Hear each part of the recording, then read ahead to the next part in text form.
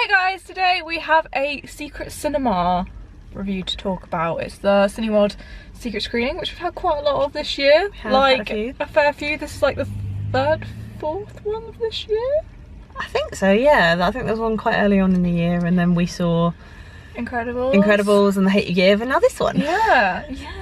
We had literally no idea what this was going to be at all. We thought it'd be Mary Poppins, could be Aquaman, could be Bumblebee. Could have been a lot of things. But it ended up being, if you didn't already guess by the title, because that kind of gives it away, Green Book, which I already had on my list of things to see. It hasn't been advertised much in the UK yet. No. I'm not actually sure when it comes out in the UK. It's probably around like a January release, I think. I'm assuming it's going to be a January release. Yeah. I'll try and remember to put it somewhere so yeah, you guys can figure it out. But I really enjoyed it. So we have Tony, who is an Italian-American, played by Viggo Mortensen. His accent was incredible, may I add. It was great. My goodness. Forever love Aragon. He lives in the Bronx. He works in this club in New York and has taken a 2-month break for renovations, and he kind of needs to find himself a job. Yeah. And his name gets passed around a little bit, and this guy called Dr. Donald Shirley is looking for a driver for his tour in the Deep South.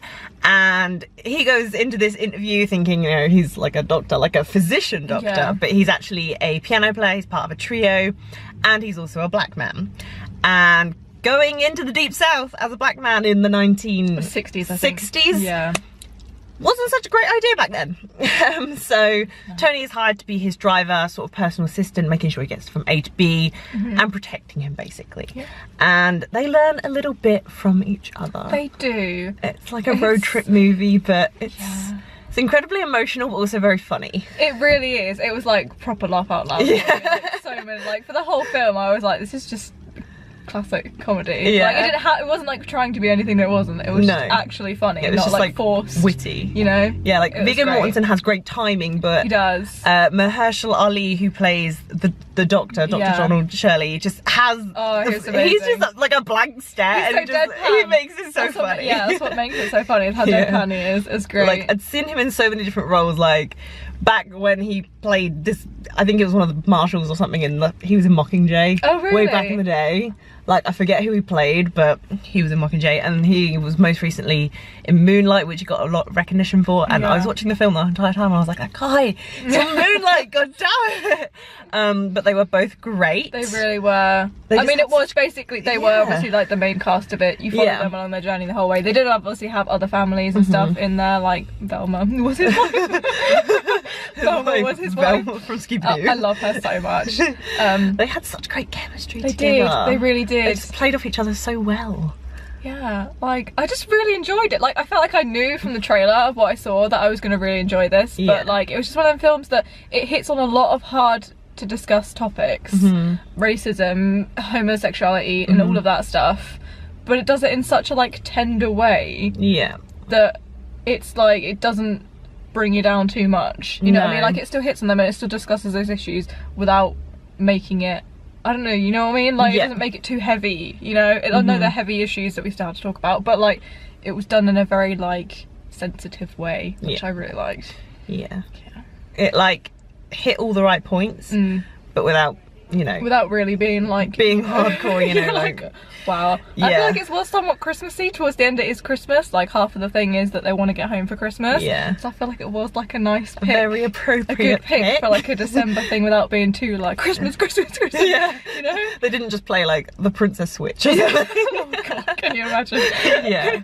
Oh god, I mean I watched it and it was great. I think this is gonna get quite a lot of like award season buzz, especially for like writing and acting. I hope it doesn't like slip under the radar, because I feel like it could do that by people being like, this could be boring, they're just driving around, you know what I mean? But like if you give this a chance, I feel like 100% you'll enjoy it, no matter what age you are, because there was a lot of different ages in there, and I felt like no one like walked out or anything. It was everyone was reacting the way that the director and writer were intending for the audience to react. It was just a really like wholesome film. Like I knew the title and I knew Viggo Mortensen was in it. I had no idea what the the plot I was. briefly had an idea of what was going to happen, but I genuinely I genuinely thought in the beginning when he like took the hat away from the guy, that was going to be like the plot or something, because I was like, Green Book, that can mean anything, because I didn't know what a Green Book was until watching this film. But so somewhat educational. Yeah, definitely. I mean, I love films like that, and obviously it was based on a true story as well, and we love our good true story films. Always get I feel like this has been the year of like true life stories or something. Yeah, it's been I feel like I said that last time when we watched Bohemian Rhapsody, but like,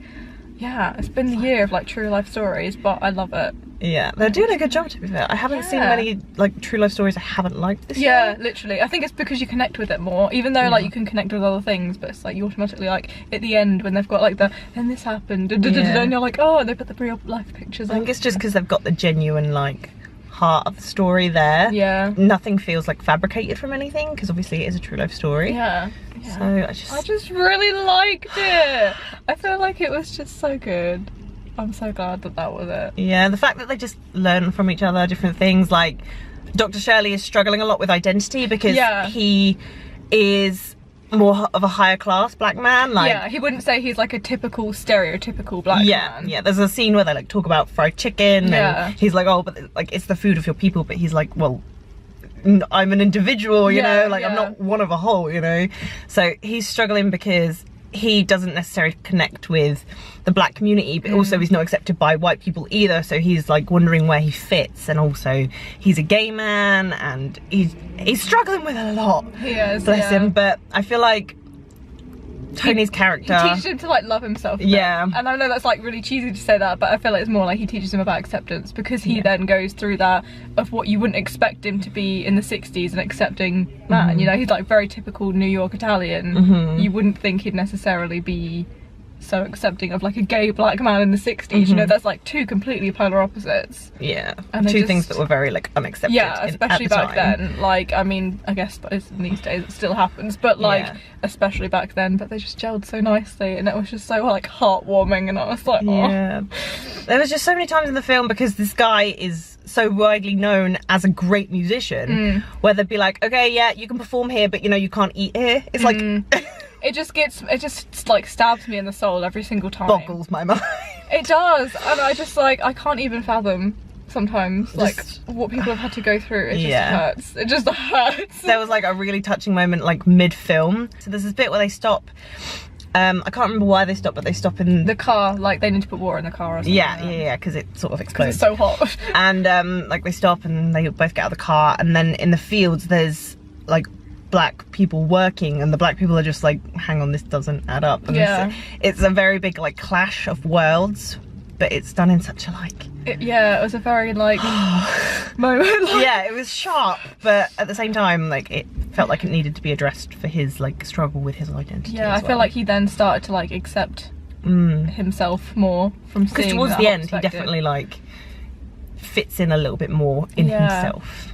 Oh, it's just so good. I mean, I don't want to spoil anymore, because there's so many like good bits in it that are just like, I mean, I wouldn't say it's like there's hardcore plot twists or anything like that. It's a very like, I feel like it's a very good paced film. Yeah, all the way through. It's pretty consistent. I think it was just maybe under 2 hours. But yeah, like, but it didn't feel like a long film to me at all. Like I was constantly could have happily kept watching those two. Like, don't let it slip under the radar, because it's got such a good message, and it's just such a lovely like warm film. You know? I feel like people will enjoy it as well. You might not think it from the trailer, but no, I mean like genuinely the trailer laughing. is funny. Like the trailer is funny. That's why I thought, I was like, yeah, this is gonna be good. People were genuinely like laughing and reacting, and it's one of those films where you're just not like deadpan all the way through like fucking Transformers. I mean like it could have been like a completely different, my stomach's like rumbling. It could have been like a completely different vibe. You know what I mean? Like it could have been like hardcore serious and really more hard hitting, like The Hate You Give and things like that. But it wasn't. It was like genuinely like tonally just made me feel like warm and fuzzy, even though I had those moments where you're like, yeah. I really liked it. It was a great film. Yeah, I would give this like at least like 4.5 stars. Yeah, I agree. I think it was great. Writing wise, acting wise, everything. Amazing. 10 out of 10. It just wasn't too much, you know? It was like they didn't overdo anything. It was just the right amount of everything. Yes. And there's some great like cracking music, lots of different genres of music in there as well. If you like that kind of stuff, then go see Green Book. to go and see it. Anyway, so we will see you guys with Wreck-It Ralph next. A bit of a turn. bit of a change. But I'm excited. Yeah, I love a bit of Wreck-It Ralph. Always excited for a Disney film. Yes, Wreck-It Ralph. Thor. there's Wreck-It Ralph 2 and then there's Mary Poppins. Oh my god, I'm so excited. Lots of Disney. Disney! Disney. Anyway, so yeah, subscribe to Rihanna. Subscribe to Ellen. Subscribe to this channel. We will see you guys on Friday with Wreck-It Ralph. Okay, bye. Bye.